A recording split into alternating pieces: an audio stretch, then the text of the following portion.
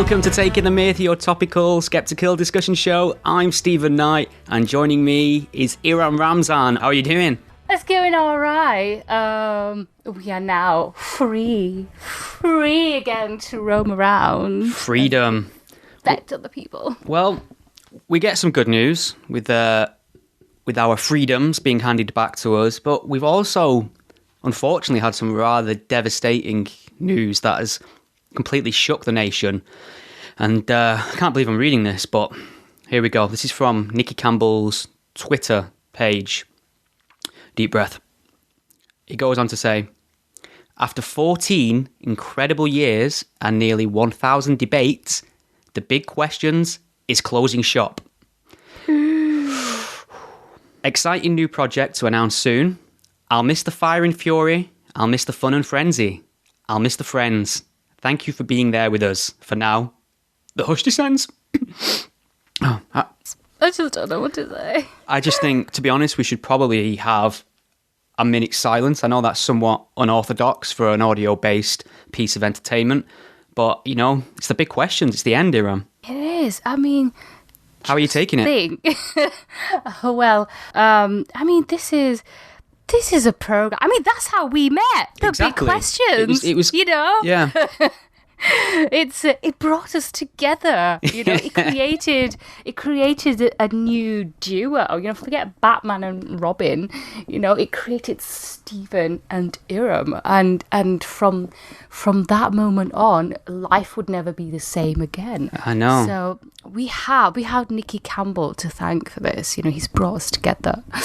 You know, it's a format and a scenario that shouldn't work. It's a bunch of people, all ideologically opposed. We have people who are quite reasonable in their ideology, people who are absolutely batshit crazy and really invested in it on both sides. And you have Nicky Campbell in the middle, like he's like a conductor right at the middle of a really dysfunctional orchestra, trying to hold it all together, and he manages it every week. He literally is the linchpin to the entire thing. If Nicky Campbell isn't any good, this show doesn't last 14 years, does it? Yeah, he's like the Lord of the Dance, really, isn't he?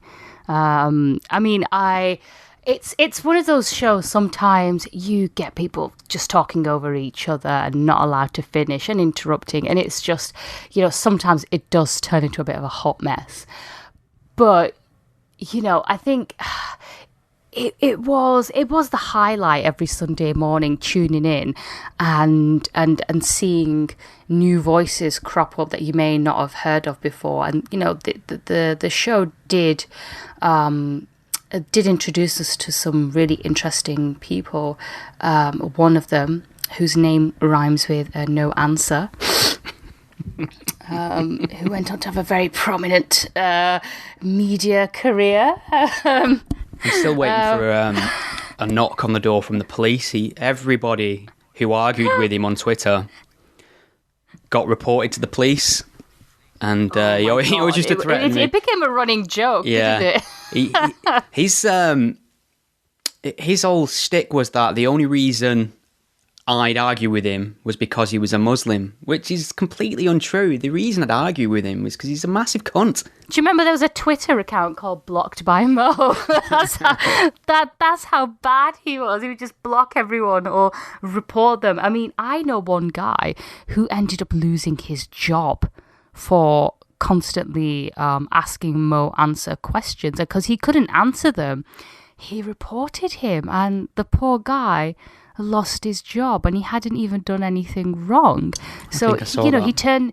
he turned into he was sort of he was brought on as this sort of happy, moderate Muslim that, oh, look, not all Muslims like, you know, freaking Anjem Choudary, more on him later, but they can be sort of nice and gentle like Mo, and that's why he was brought on to talk about Islam in the West. And then, you know, very, very quickly we got to see a dark side of Mo, and that was thanks to the big questions. You got to see that mask slipping.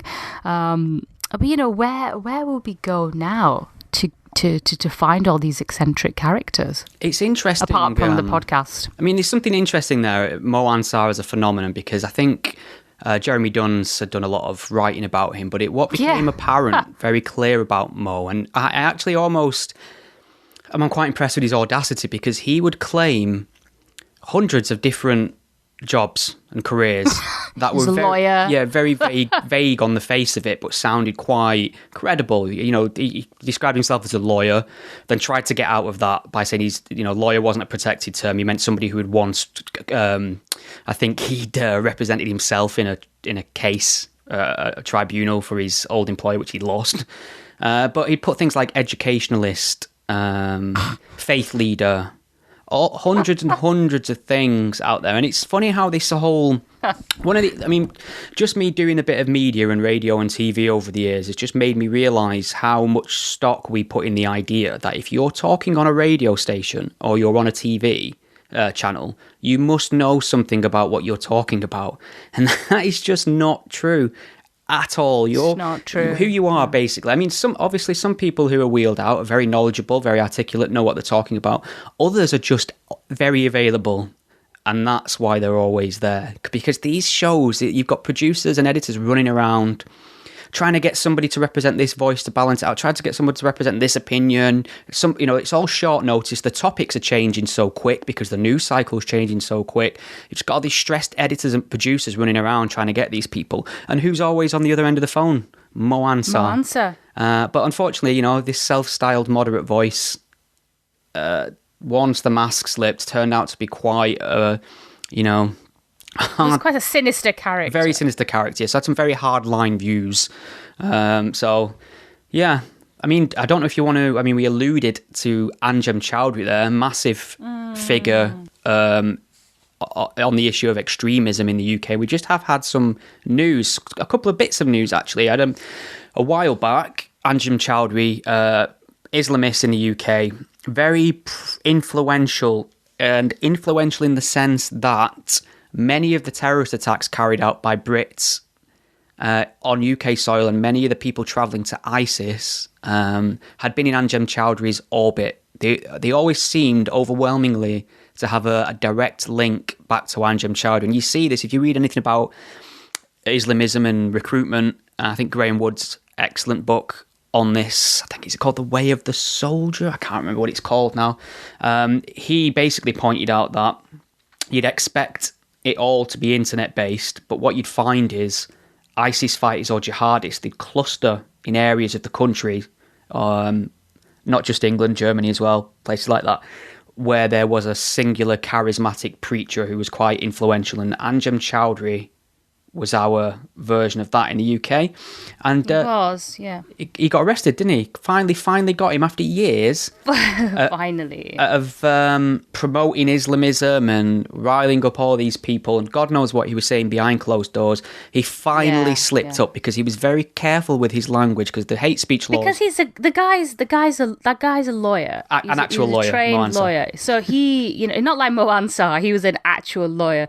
So he was very, very careful. He knew which lines he could and couldn't cross. But then he finally slipped up, and he was jailed 5 years ago. He's convicted of inviting support for ISIS.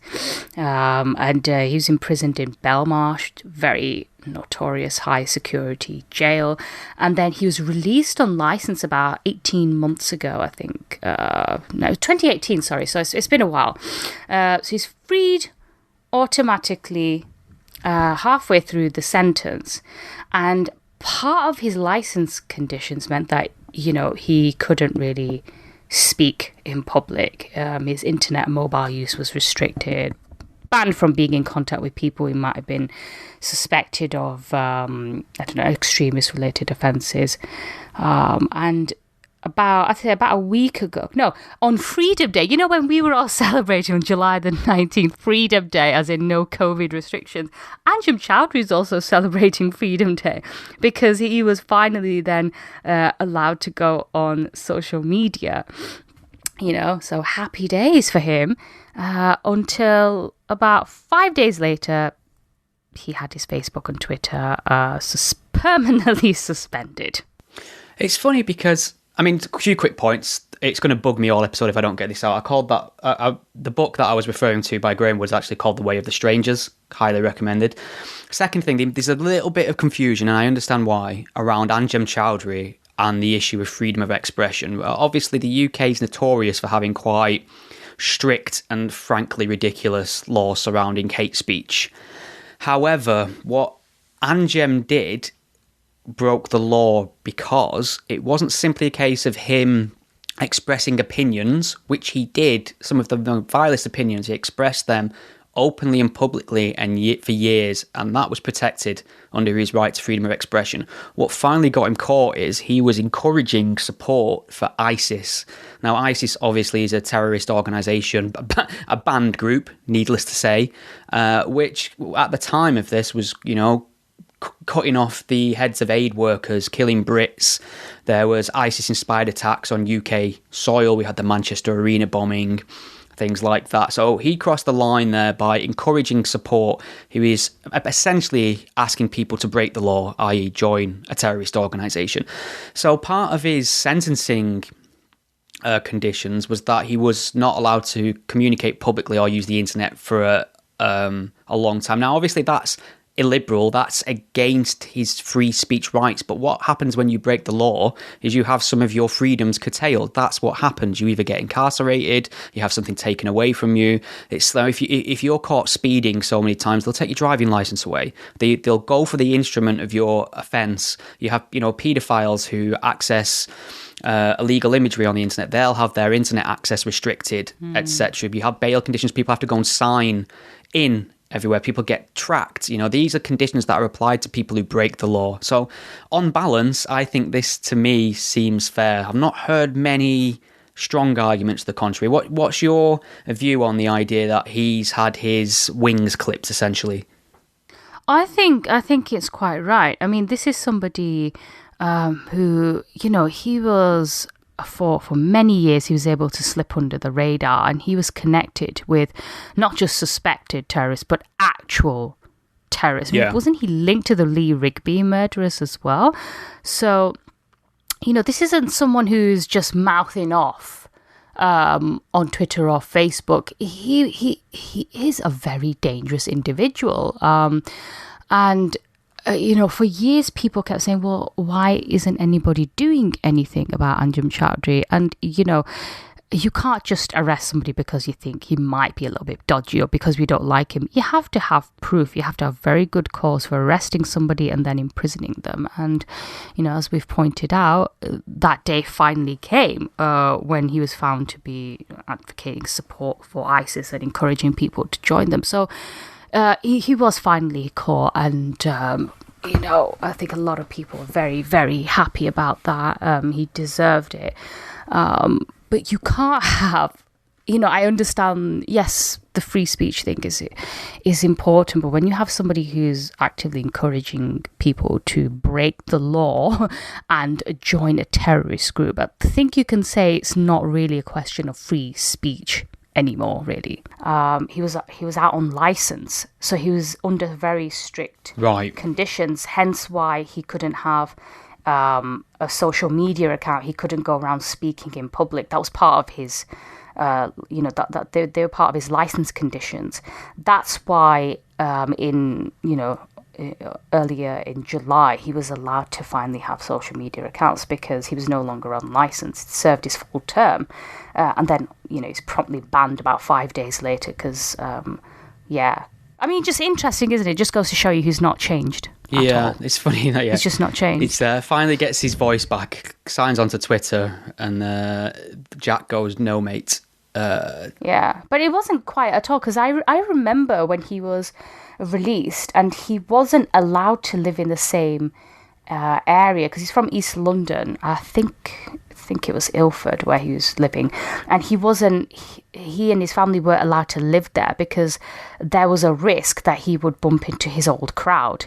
So I think he was made to live somewhere in North London. I can't be entirely sure about that, but they deliberately housed him somewhere a lot further away from his former associates. And I think then after a while he was allowed to move back to the area, because I remember at the time a few activists were quite concerned about what that meant for him being out of prison now. Would he very quickly go back to his old ways? And if you've seen some of his tweets, it seems like, not much has changed there. Because at first I thought it was a spoof account. When I saw Anjem Choudary, I thought, sorry, what? Well, one of the other reasons that the UK public in general found him so distasteful was that he was unemployed but drawing state benefits to quite a high amount. I think one newspaper had estimated that he was drawing in benefits of around £30,000 per year. And, the point was made by people, Douglas Murray, I believe, that, some infantry soldiers don't get paid that much. And certainly Lee Rigby probably wouldn't have been. He was a drummer, wasn't he, in the army? And it's just this idea that you have this... I mean, this is where Western liberalism can be made a mockery of. You have this hate preacher who's encouraging people to commit acts of terror against his own citizens and succeeding in that, living in a place he claims to despise, a place that he claims represents everything that's wrong with the world, corruption, Western decadence, immoral activity, sin, all that. He's living there and he's drawing money from the state. Did he not used to call it jihad seekers allowance or something? Wasn't there about it? Yeah. So that's insane to me, that we're essentially paying him for what he's doing. And I don't know what the solution is there. Obviously, these things are put in place for people who need them, but the system can be gamed by bad actors such as Choudary. So it'll be interesting to see. I mean, obviously he's not changed. He seems like a character that can't be reformed. These prisons are a breeding ground for Islamist lunatics anyway. So we'll see what happens. Okay, well, on to something completely different that has been getting a lot of attention, a lot of incredulity directed in its way, and I shall read the headline from Sky News. Oli London, which is an individual, Oli London, British influencer, defends identifying as Korean after surgery to look like BTS star. Is BTS the Korean pop band? I'm well out the loop. I'm not down with the kids. It is, yes. I mean, I'm not really familiar with their work either, needless to say. But yes, they are a Korean. Okay, so the article states, a white British influencer and singer has defended identifying as Korean after having what they have described as racial transitional surgery. Iram, in the era of be whoever you want, however you want, in the push for self-identification on gender and our increasing push to accept people's stated identity in law and institutions, how do we address the issue of somebody claiming to be transracial? What tools can we possibly draw on to handle something like this if we are the kind of people who think self-ID makes sense? Transracialism, is it a thing? Oh my God. Well, I mean, what would happen if you went out and decided you identified as a black man, Stephen? What do you think will happen? It wouldn't go... You'd probably get your ass kicked. It wouldn't go well for me. But no, I don't... Here's the thing. This is bollocks. This is actual bollocks. This guy needs help. I feel sorry for him. He's had irreversible surgery. I mean, I'm looking at an image of his face now, but he's... Who the hell approved that surgery? All the doctors and surgeons who approved that and signed off on that need to have their fucking license revoked, because I think this Oli person, I've never heard of him before. I don't know what kind of influence he is, but it seems like anybody can be an influencer these days. I think he needs help. It sounds like he has some sort of mental disorder and has an unhealthy obsession with a Korean singer. And instead of indulging his ludicrous fantasies, somebody should have said, you know what, Oli, let's just sit down and talk about what's going on inside your head. Because, come on, he's had what I'm assuming is irreversible cosmetic surgery. He's changed his eyes to look Korean. I mean, come on, isn't that offensive? It's a stereotype, isn't it? It is. It's on a long, healthy diet of dog. now as well. I mean, God, I suppose the liberal point of view is, is in terms of consenting adults, if you want to make that choice, bodily autonomy and all that, if you want to have the surgery and identify that way, I think it should be allowed. I don't agree with it. I think you're probably right when you touch on mental health issues, although I can't really diagnose from afar or from close, really. I don't have that skill set. But I think the issue is... What do Korean people think about this as well? I mean, do they welcomed him, or do they think it's offensive that he's done it? I think it's been a bit of both. I think the problem you run into is when you say, okay, well, he's Korean now, which it brings up really awkward questions for transgenderism. For instance, okay, look at it this way. This is the really uncomfortable truth about it. Oli London is far closer in every possible way to a different race than he is to the opposite sex. It's less of a bridge to cross, believe it or not. So if we can't be transracial, but he could just pop on a dress and have his nuts chopped off, and he's a woman, and he is a woman, by the way. He's not just identifying as a woman. The new self-ID and the new gender ideology says he's always been a woman, and now he's just I thought he was non-binary. Well, no, I thought they were non-binary. Is he? They, whatever. But what I'm saying is, if they had chosen to be a woman instead of a Korean, we'd have no issue with it. Yet that just highlights the. That's more of a stretch than him being Korean, genetically, physically, in every way. There's so much It is so much little difference between us and every other ethnicity on the planet, genetically and physically, compared to changing sex. But if they decided they were a woman, maybe he should have decided to be a Korean woman. Tick 2 boxes. You've touched on a really good point there. I mean, if you can be transracial, if you can be transgender, then yeah, why can't you be transracial? Why is one different? But do you remember when Rachel Dolezal, who was living as a black woman, and it turns out she was white, completely white, really white. She was even she even held a position somewhere that was like an equalities or representative for black people. She was actually it was the national advancement for the. She was head of her local, I think, branch of the National Association for the Advancement of Coloured. Fuck me! So she took the identity. She took a job that a black person would have had, and it's just so funny because this is what Richard Dawkins got in trouble for and had his. It's really interesting because Richard Dawkins got in trouble for mentioning this a while back on a tweet, and obviously the atheist and humanist organisations in America lost their shit and come out in condemnation, saying that he was insensitive and conflating one or the other. And he was talking about it as if like it's such a niche thing, it's hardly worth mentioning. Yet months down the line, we were talking exactly about what Richard Dawkins was poking at because of this Oli London character. It's mainstream discussion now. It's on all the newspapers. Basically, every single news outlet and commentator that's touching on this topic is doing exactly what Richard Dawkins was doing a couple of months ago when he mentioned Rachel Dolezal and transgenderism in the sense of why is one acceptable and one isn't, which is the conversation everyone's having now. So fuck American atheists and American humanists is my underlining point here. I mean, I don't think anyone would have a problem if this Oli bloke. Actually, can I use the term bloke? If they had said, "Oh, I'm just gonna eat Korean food for the rest of my life and only listen to Korean pop and really appreciated Korean culture," I don't think anyone would have had a problem with that. Or actually, hang on, isn't this cultural appropriation as well?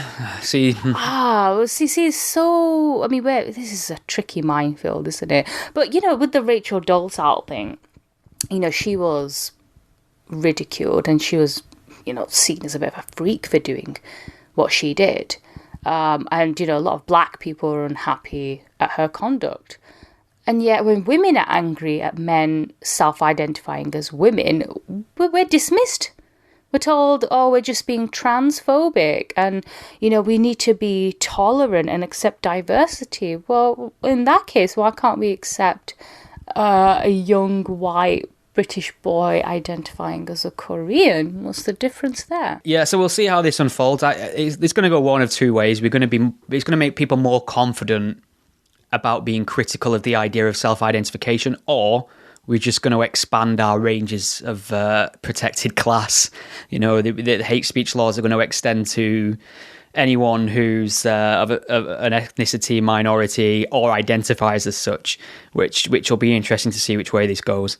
But I mean, these all Rachel Dolezal, I think, saw some sort of influence and societal she was onto something. Status. There's an area there that you can really work, and it makes you, you know, suddenly she's just this white girl with nothing about her, to actually now she's a minority, some might say oppressed minority. She can tap into a history of persecution, a history that isn't the history of the average white person, and use that to form an identity and get some sort of societal clout. So I think what the reason, you know, that we've got to the point again where we're starting to define everything around skin color and divide people based on that. We're going to see little strange anomalies at the fringes of, you know, your Oli London, your Rachel Dolezals. Well, I wanted to touch upon the horrific murder of an ex-diplomat's daughter. I don't know if you've been following this, but earlier in July, a young woman called Noor Mukadam was murdered and beheaded by a man. I think he was either a friend or a boyfriend. This was one of those types of incidents that just sparked outrage all over social media, in Pakistan particularly, but, you know, across the world as well. This is a woman who, I think you could say she was fairly privileged. She was a former ambassador's daughter. She was in the Pakistani capital of Islamabad, and she was found beheaded in a really posh neighbourhood of the capital on July the 20th. Very soon after, police did charge a man named Zahir Jaffer. Again, I think he's another somebody else who's from a very wealthy family. He's American, isn't he? Or American national? I think he's an American national, but I think he has also links to Britain as well. Police are investigating some crimes he may have committed in Britain, so we'll probably hear about that more in due course. Apparently, you know, she went over to his house. I think he held her there for a couple of days and then just murdered her. And you know, this type of news, it doesn't go unnoticed, and a lot of, you know, particularly women were, you know, saddened and angry to hear of this news, because this is a country where hundreds of women, maybe thousands, are killed in Pakistan. You know, many are victims of brutal violence, but very, very few cases get the sustained media attention, and only a small fractions of perpetrators ever get punished for their crimes. You know, there's a lot of discussion about this on social media, and it just, you know, there were some men, and I guess a few women as well, who were, you know, instead of saying, oh, this is absolutely horrific, this is so sad, we're just asking the question, oh, but why was she even at a man's house? Why did she even have a boyfriend? You know, as though to suggest it's her fault for actually having a life and for trusting a man who was close to her. You know, how dare she? I mean, imagine if what if she'd been married to this man and he murdered her? What excuse would they have come up with then? Oh, well, you know, maybe she provoked him somehow. You know, this is a society where, you know, unfortunately, women have very few rights. I mean, Pakistan always has ranked quite low in the Equality Index. You know, it's thought to be one of the most dangerous places for women as well. Yeah. And I think there was a a lot of discussion just around this time as well about the domestic violence bill that Pakistani politicians were trying to pass. And, this is something that should be a good thing and welcomed, a bill to protect women against violence. And instead, it's had quite a lot of opposition.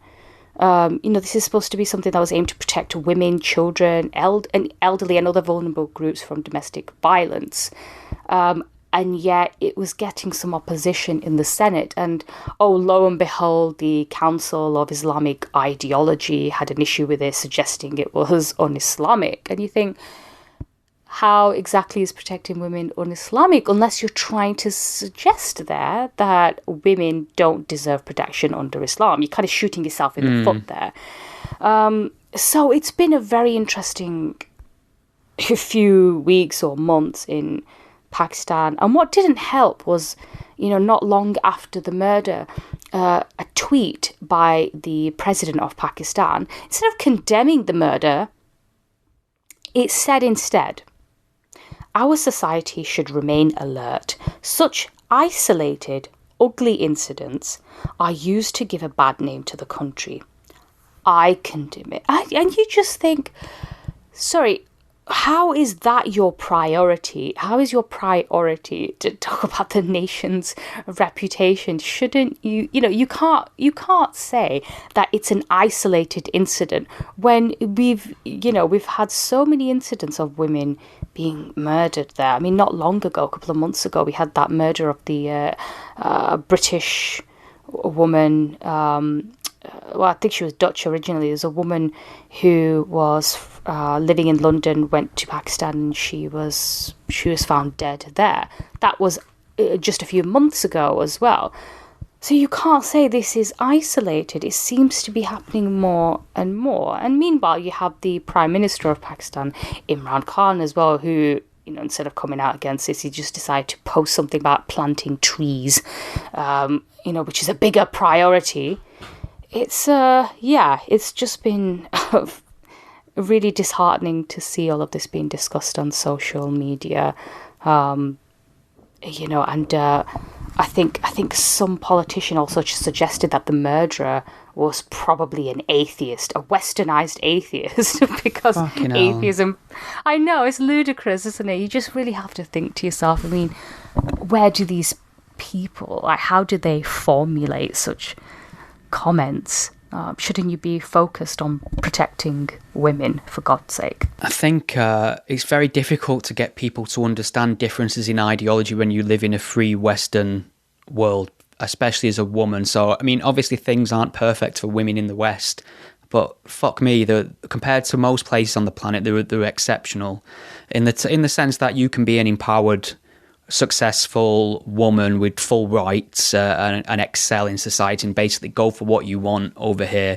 Obviously, there are people who obstruct that from time to time, but society in general deals with it.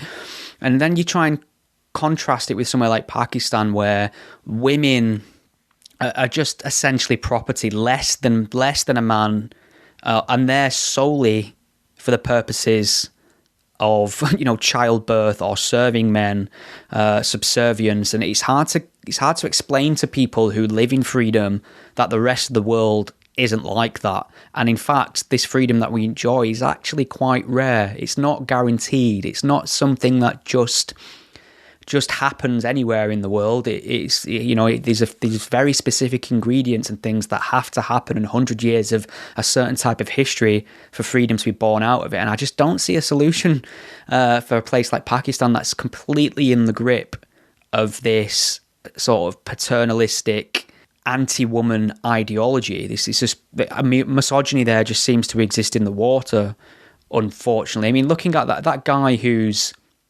here's the difference in mentality. So I grew up a straight man, attracted to girls. Now, my mentality when in the presence of somebody I liked who was female is I would very much like this person to like me.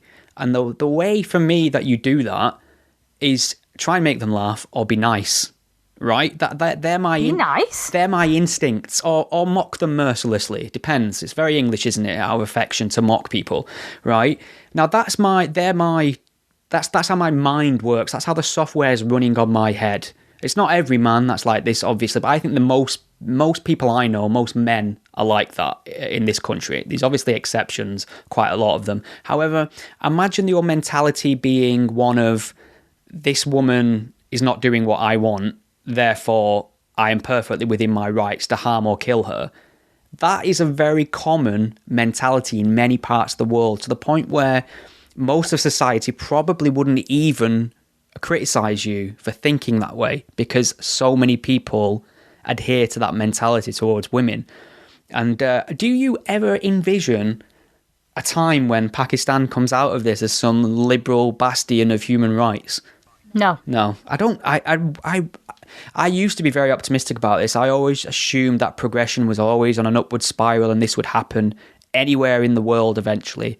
And I just find that some places are so much in the grips of bad history, bad ideology, bad government, bad leadership, that they're doomed to constantly being this cycle of violence and hatred for all time. It just seems there's no solution. And then I think a lot of people had high hopes when Imran Khan became prime minister, because they thought, oh, look, he was educated in the West, and, you know, he shagged around his way around. He shagged his way around London, so of course he's going to be very liberal. But of course that turned out to be the exact opposite. You know, a couple of months ago he was made comments on the rising violence and sexual crimes on Western culture. Seemed to suggest that, you know, women, all these movies that were coming out were influencing people because they're just that stupid, basically. They can't think for themselves. And, women shouldn't really be dressing provocatively. And, Western culture is to blame, obviously, because the West is responsible for all evils in the world. So he's turned out to be a massive disappointment, even for, I think, the expat community who thought, oh, maybe this is somebody who's going to change the status quo. And,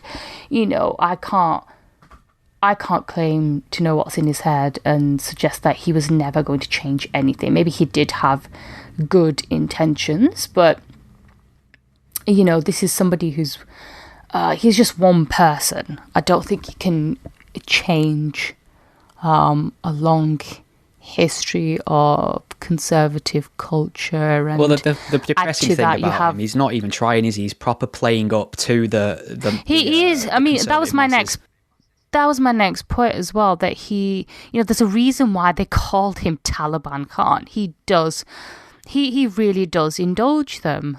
He does play into their hands, and he seems to want to appease all the religious fundamentalists in the country. And, as I mentioned before, you have politicians who are trying to pass a domestic violence bill, and that is being met with resistance from the Council of Islamic Ideology, who are also against the age of marriage being raised for girls as well, so thereby advocating child marriage. Girls getting the shaft yet again. Exactly. And it just makes me angry when I hear about things like this, because you have feminists here in the West, or certain activists here who are trying to suggest, when they're suggesting that trans women are women. Well, I'm sorry, but you, as if you're biologically a woman, you have so many issues to deal with, and you're there's so many barriers in life, so many problems that you have purely because of your sex, as we've seen in Pakistan, the blatant discrimination.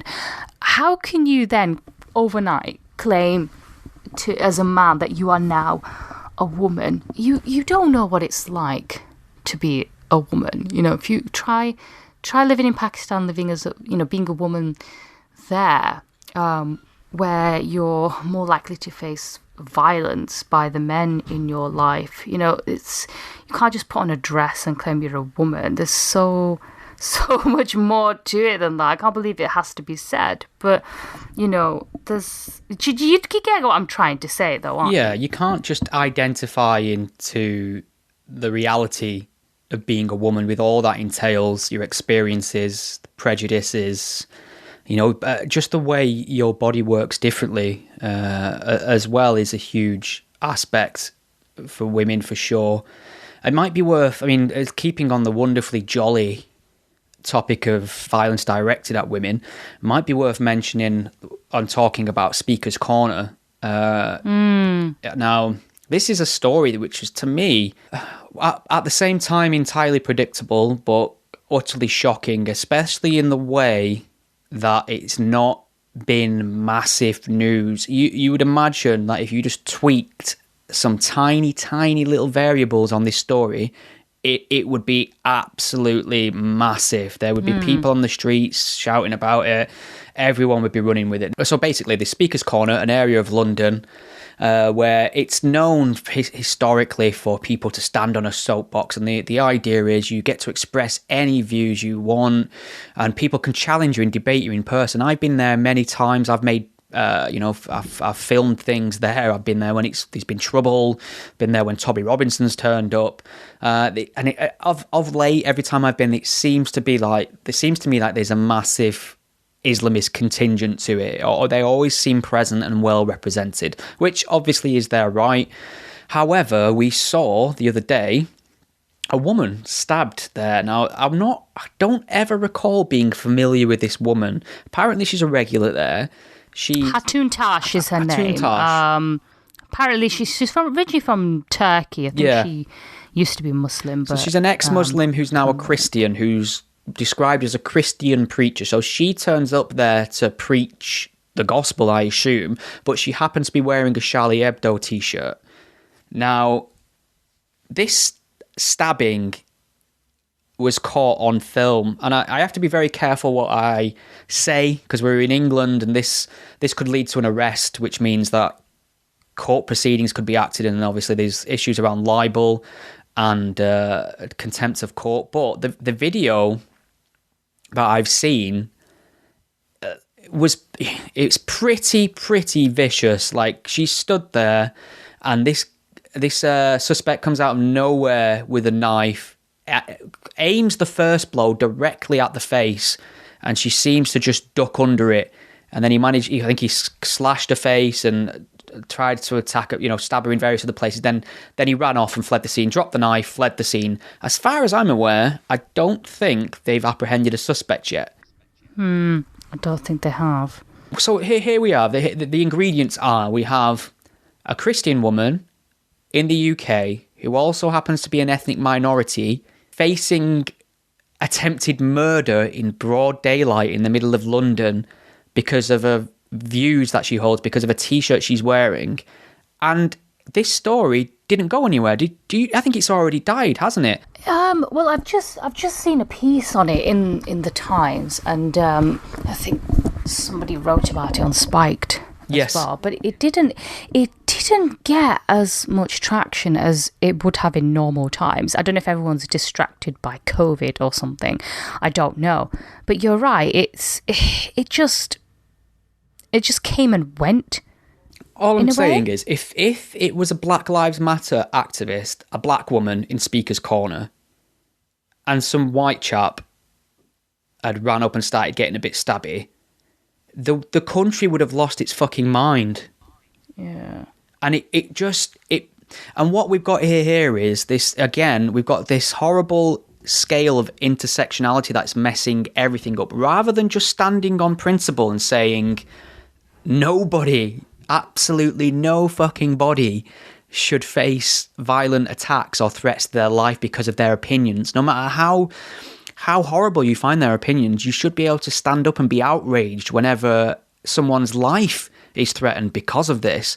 And what this intersexual mindset tells us is, well, it doesn't matter about the specifics or the circumstances. Tell me about the identity of the people involved. So here we've got a woman, good, intersectionality points, great. She's an ethnic minority, even higher up on the intersectional scale. Hang a minute.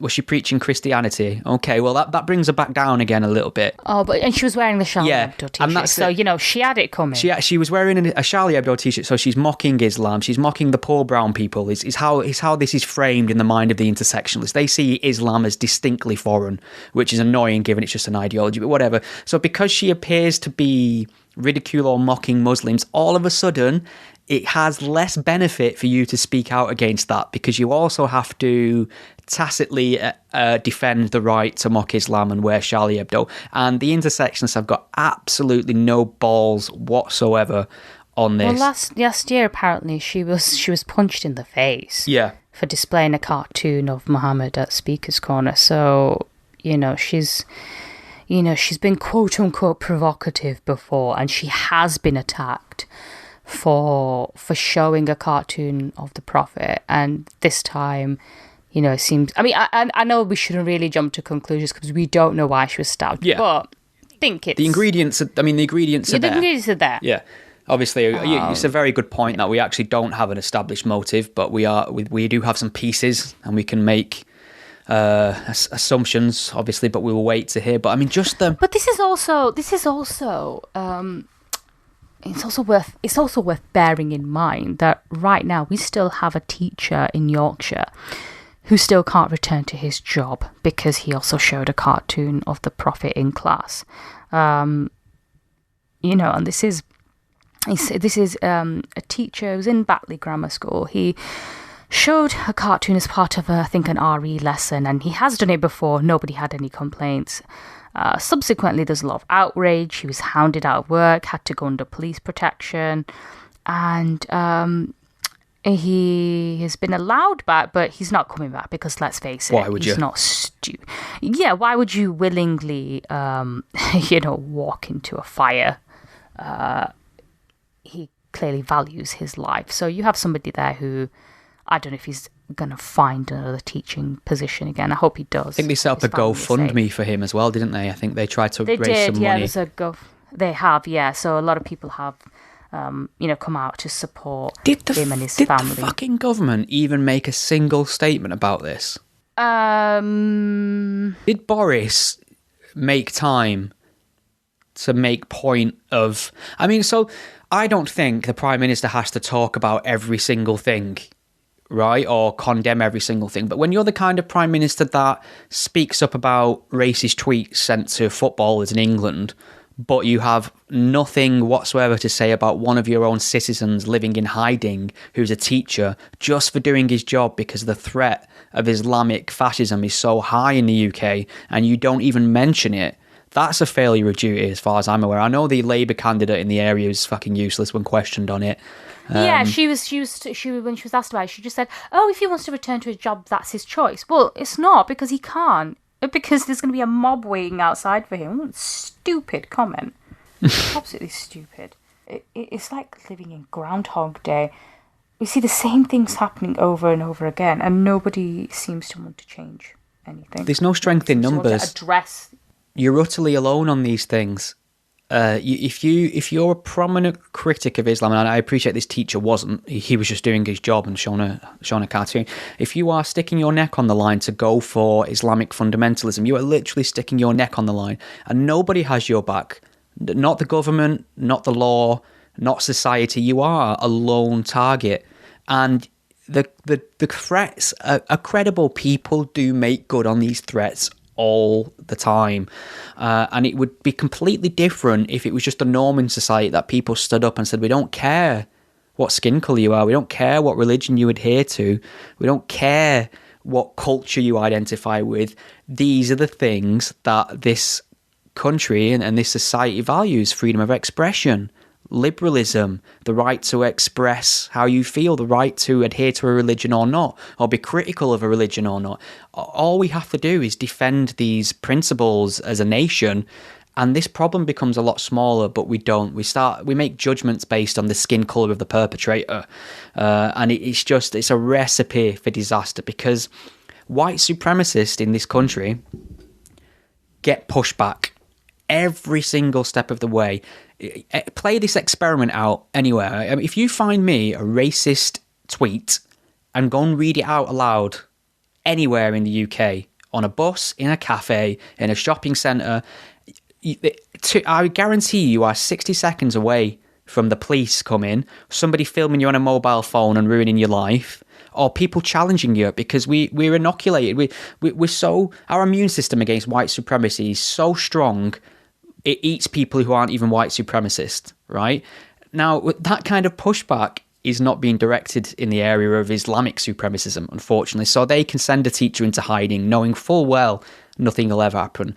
They can have the fucking audacity to try and stab a woman in the face in broad daylight in London. And, it's incredible. And they'll know wider society might shrug. So I hope they catch this suspect, and I hope they get to the bottom of it. But the viciousness of it and the ferocity of it, it's attempted murder as far as I can see. I mean, this wasn't somebody looking to maim or wound. This was it looked like somebody who was looking to kill to me. So I hope they find this person, because he's obviously very, very dangerous.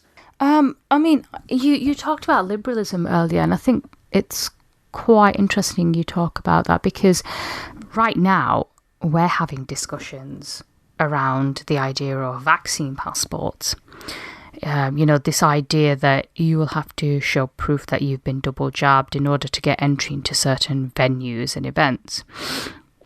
And I'm really opposed to this. I think it sets a dangerous precedent, and I think that, for all this talk about rights and freedoms and liberalism, and yet we're having discussions about vaccine passports, and it seems that a lot of people are on board with this. I mean, there are some people who are challenging this, but there are a lot of people who seem to have, I don't know, especially since the pandemic, maybe people are supporting temporary suspension of freedom in light of a pandemic and a health crisis. But even now, people seem to be very willing to give up their freedoms, all in the name of being safe. Yeah.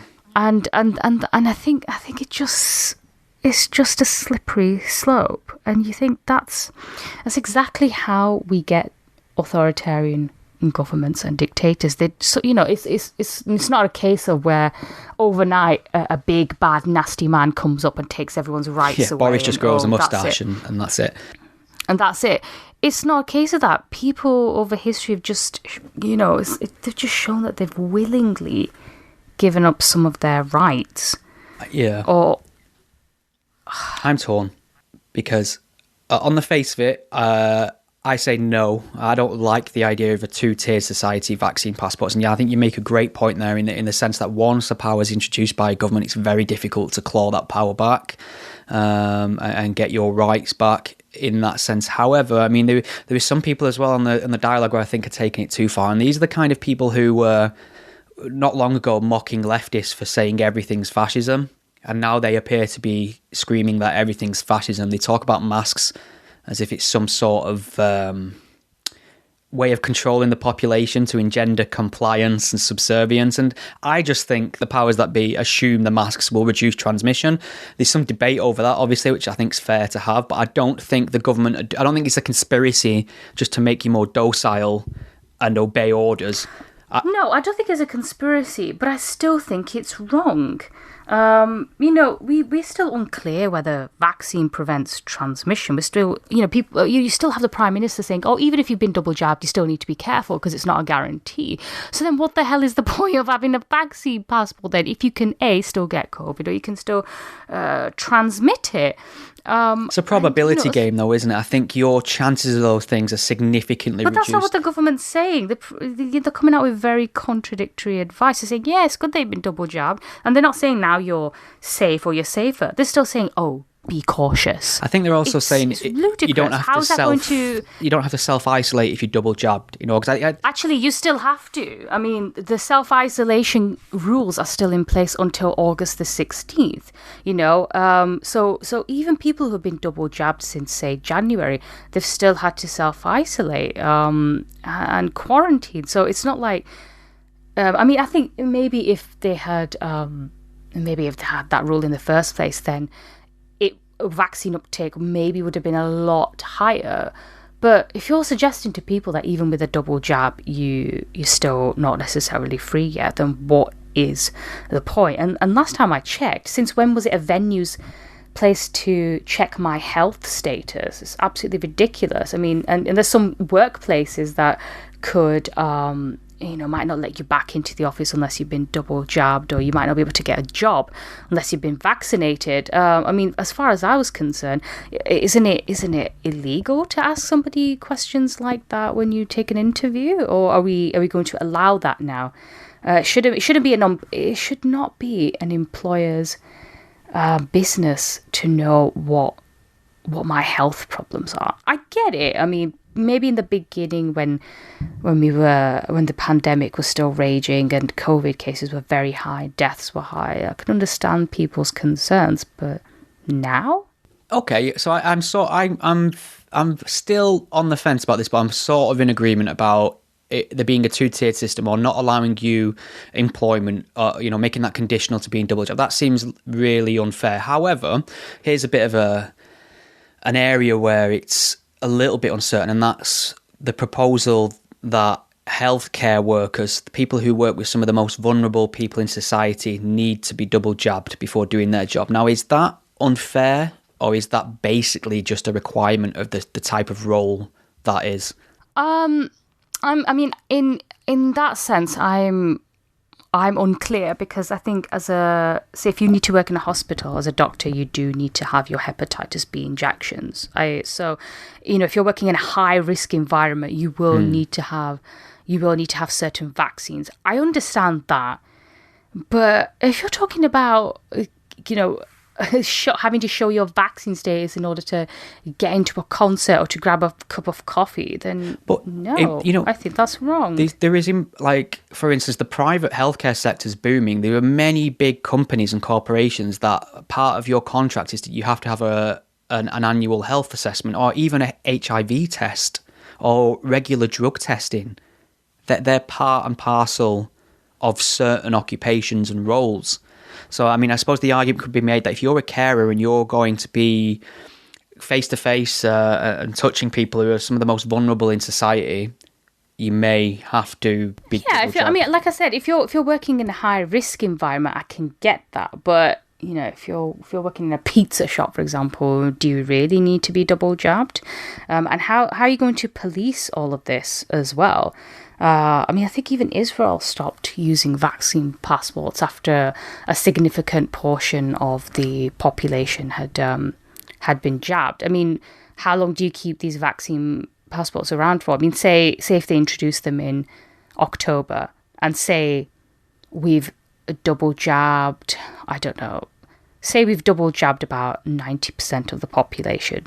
Do we still need a vaccine passport? It'd be interesting to see if we can get to 90% of the population. Feels unlikely. Well, right now, I think 90% of adults, they were saying, have antibodies to COVID now. Yeah, I think the issue, though... Maybe are they saying this in order to encourage more younger people to take the vaccine? It's just we've gone from protect the NHS, protect the healthcare system, make sure it's not overwhelmed, to protecting the most vulnerable, to now, everyone needs to be double jabbed. It's just things seems to be changing very, very quickly, and the goalposts seem to be moving as well. It's just what is going to happen. It's been complicated next by the introduction of a new variant, I suppose, as well. But I mean, if you're looking at sort of hospital admissions and deaths now, that data does look to me that the vaccine has completely disrupted the flow of things and is having the intended effect, rather. So fingers crossed. Getting younger people vaccinated is going to be the tough part. There will be this attitude of, well, I'm such low risk, why should I bother? And I don't think the government's doing a particularly good job, rather, and certainly our journalists aren't, of dispelling some of the concerns people have at these press conferences. There are certain common questions that I keep hearing all the time that, for me, the government don't appear to be addressing. And I think I think you're right when you say that things are changing and they're giving mixed messages, for sure. People are uncertain. But I noticed that clot shot was trending the other day. Did you see that? No. So obviously there's this, I mean, I don't know if you noticed a while back, the AstraZeneca jab was halted in various places for risks of blood clots. Now what they've done is they've found a correlation between blood clots and the jab. I don't think they've found a direct line of causation yet. They'll need to look into that. But having said that, the numbers of people who have reported clots are very low. It's very, very, very rare. Now, that's the kind of thing on the face of it, when people read it, terrifies them. They think, well, why am I injecting myself with something that's unknown for the sake of staving off something that probably won't do me any harm? And I mean, the issue is really, like, we're going to see a lot of people having the jab who are then going to have injuries or ill health. And it doesn't necessarily mean it's got anything to do with the jab. It's just that everybody's getting jabbed now. And people do get ill and die and have a heart attack all the time. That's going to get linked. Yeah, we've never had like a mass vaccination program like this before. So of course we're noticing side effects more now. The other issue it's with not that, like sorry, go on. I was just saying, because we're all being mass vaccinated, so we're more likely to spot any side effects and things that are going wrong, I guess. Whereas, in previous years, if you were of a certain age, you might have just had the flu jab and you wouldn't have heard of any side effects or people having any health problems after, because, how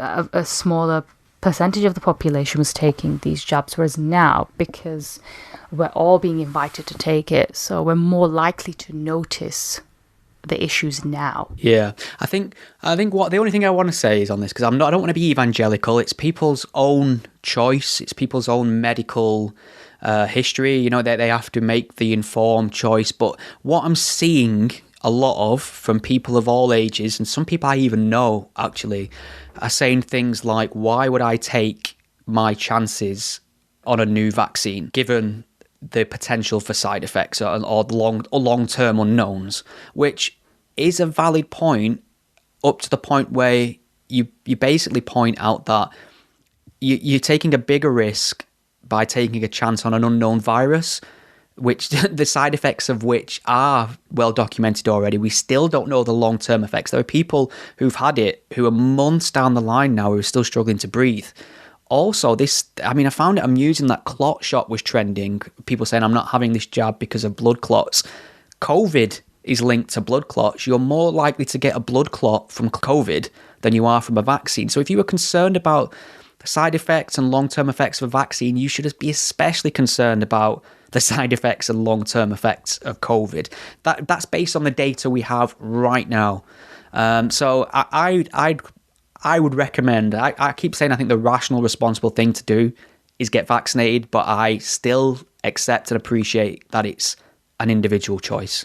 No, I'm very much of the view that, I do encourage people to get a vaccine. I've had a jab myself.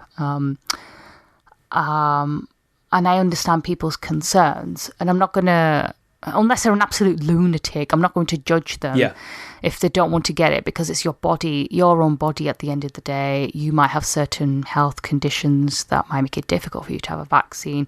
So I'm not going to judge anyone for not taking it. If you don't want to take it and you're happy to take the risk, then that's your choice, as long as you know that. But I just think that we have jabbed the most vulnerable people in our society now anyway. We should be looking at deaths and hospitalizations. Yeah, it's time to get moving rather again, than isn't cases. It? You have some of these people who are lunatics who we don't have to wear masks anymore, and they're taking pictures of themselves on an empty tube saying, "I'm still wearing my mask." Oh God, I saw that, and you think fucked. It's become a tribe now, isn't it? Maskers versus non-maskers, just to show how virtuous you are. It's a problem of extremes, as it always is. We have these ultra hardcore statists who demand compliance at every step of the way and want to shame people for not wearing masks or social distancing. And we have these idiots who are anti-vaxxers on the other side who are doing nothing. But see, there's two issues here. They're either conspiratorial and don't believe in vaccinations, or they're so about their freedoms and what that entails, they don't make the sensible choice. You know, I'd never want to force an anti-vaxxer to be vaccinated. Sterilised maybe, but not vaccinated. But the misinformation that's out there and the fear-mongering now, I don't think people understand that this misinformation about vaccines has and will continue to get people killed and made very, very ill. We're seeing a lot of these stories come out now, aren't we, of people on ventilators saying they wish they'd had the jab, they can't believe they didn't.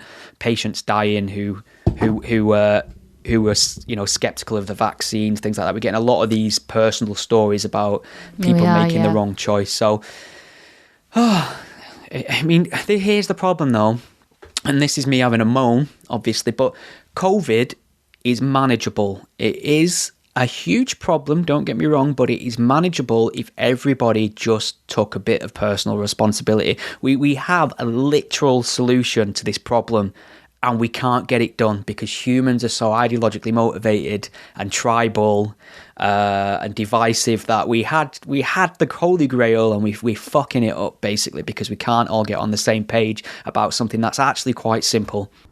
Well, you get some people, you know, the lunatics who wear a mask in an empty carriage, for example, who, you know, I'm not suggesting this person thinks this way, but they're still they're behaving as though COVID is the Black Death. Yes, you know, and it clearly isn't. You know, I know it ripped through our society last year, and you know, killed so many people, particularly the elderly. But you know, for most people, it's not going to be that dangerous, and it's not as dangerous anymore. Touch wood, there are no. But here's the problem with this variants. I've always seen COVID as a bit of a dress rehearsal for something bigger. I'm not saying it's manufactured or engineered. I just mean the conditions. This is a rehearsal.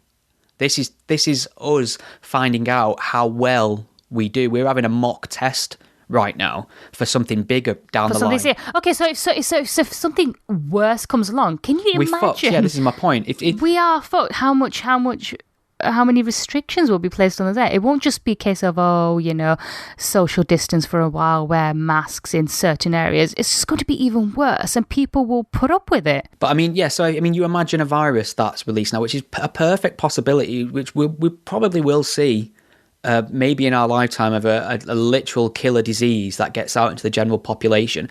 And it's not a case of you're just likely to get a bit of a cough, etc., and feel groggy a few days. If you get this, you've got an overwhelming percentage that you will die.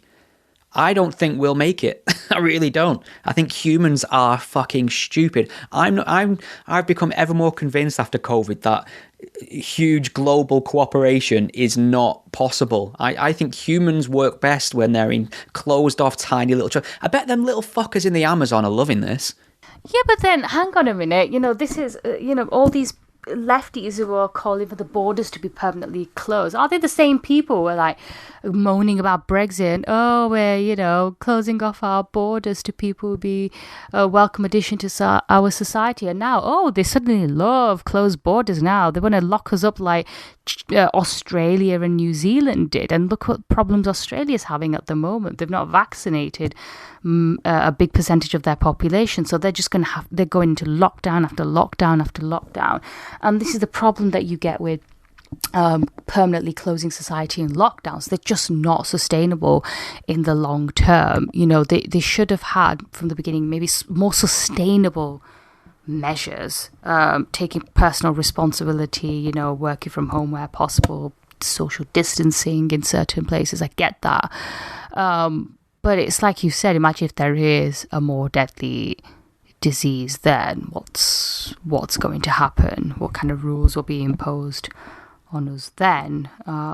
It's just, I never thought I'd see something like this in my lifetime, to be honest with you, and it's quite depressing. I feel like I've just wasted 2 years of my life on this, and how much more am I going to waste? Yeah, I'm young. I could be partying. It's actually taking me a little while to get back into the swing of things, but I mean, it's not the Blitz, is it? That's what I keep telling myself. That generations ago, they lived through the Blitz. We got COVID for 18 months or whatever. So I guess the difference with the Blitz is, people were being told to social distance and wear masks. Life wasn't halted as such because unless there you wasn't got fucking a disease bombed going around. Yeah, but whatever.